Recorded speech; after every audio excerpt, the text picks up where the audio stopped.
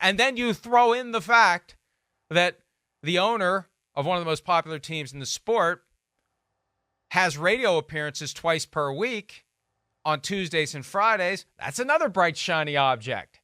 Because as we try to process what Jim Irsay is saying about officiating, we also have to spin that plate of Jerry Jones from his latest appearance on 105.3 The Fan, talking about the Cowboys' approach to the looming trade deadline, just 6 days away.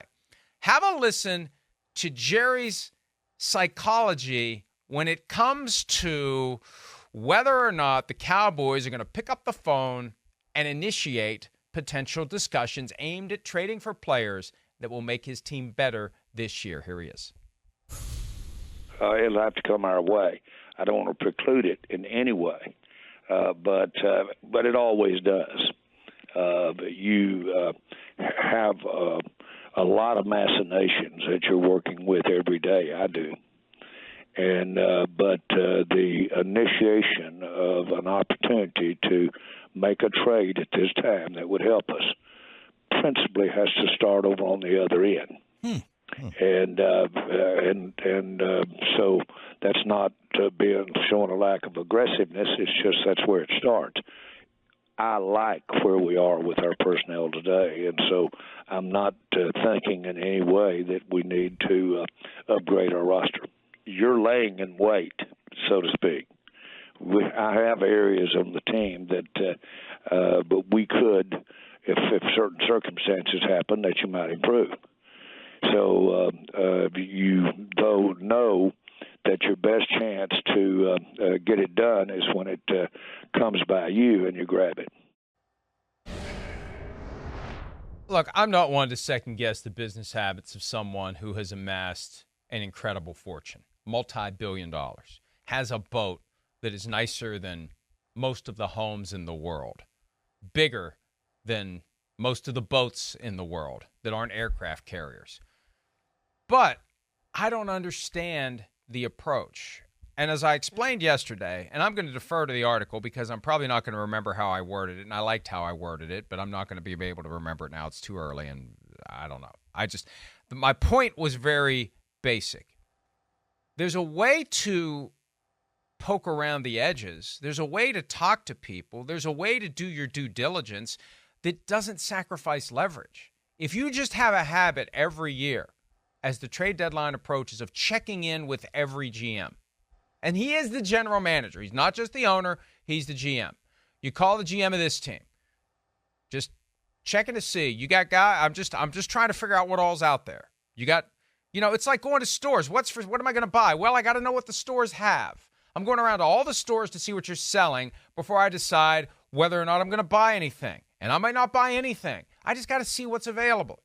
And maybe I got some stuff available too. Even though we're a contender, maybe I got somebody I'm not, that I'm willing to potentially part with for the right price. I think there's a way to do that without giving up any of your leverage. Because his thought is very basic, very simple. Never make the first move. Whoever makes the first move immediately assumes a position of weakness that can never be overcome in any future negotiation. I don't buy that. And I think it's very revealing on how he views negotiation and what he'll do when he senses any weakness in negotiating leverage. And he'll take full advantage of it, the same way Dak's taken full advantage of it against him. But I just don't think that's the way to do it. You got a team that you think is pretty damn good. More on that in a minute. Why wouldn't you find a way to investigate what's out there in a manner that doesn't impede your ability to do a win-win trade? I don't understand it, Charean. Do you? You know what? He picked up the phone when Trey Lance became available and immediately made that phone call. He's talked all about it. Oh, we wanted Trey Lance. We made that phone call. And then John Lynch came out and said nobody was offering what the Cowboys offer. My goodness, we got a steal on this. We didn't want to send him to the Cowboys, but they offered way more than anybody else was offering. So maybe he's thinking about that, Mike. Maybe he's thinking, boy, I screwed up in the Trey Lance trade. I could have gotten him for a 6th-round draft pick or whatever, and they gave up a 4th for him. So maybe that plays into this. I don't know, Mike, but The Eagles certainly are not sitting by waiting for teams to call them. They've already made one trade. They've already made one big-time free agent signing. So they're going to improve their roster. They may make other trades, and the Cowboys can't just stand pat and say, oh, yeah, we're as good as the Eagles. They're not going to know if they're as good as the Eagles. They don't play until the Sunday after the trade deadline. So you better go address your weaknesses or what you consider your weaknesses, places that you've had injuries right now if you're going to do it, because there's not guys out on that free agent market who are going to help you. You nailed it. You nailed it. Bravo. Because really, he's already regarded as an easy mark. So he can't put himself in a position to be taken advantage of again. He has to, for this cycle, he has to dial it back. He has to lay in wait because they're already thinking, man, once Jerry calls, put your thumbs on the scale, put your elbows on the scale, ask for anything. He'll give you whatever it takes to get that guy that he wants. He's almost like preventing himself from starting down that path. What happened with Trey Lance has caused him to try to reconfigure his entire approach to trades. So his idea is, I'm not calling anybody.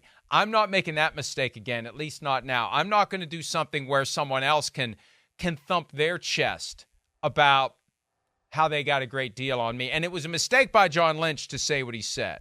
That's because the worst thing you can do if you get the far better end of a trade is to let people know about it, because that makes teams reluctant to do business with you because they don't want to be the next one that you make look bad. When Andy Reid used to send backup quarterbacks for far more than they were worth based upon what other teams did with those backup quarterbacks, Reid never bragged about it. He just kept on doing it. And that's what the 49ers should have done. But you nailed it. You nailed it.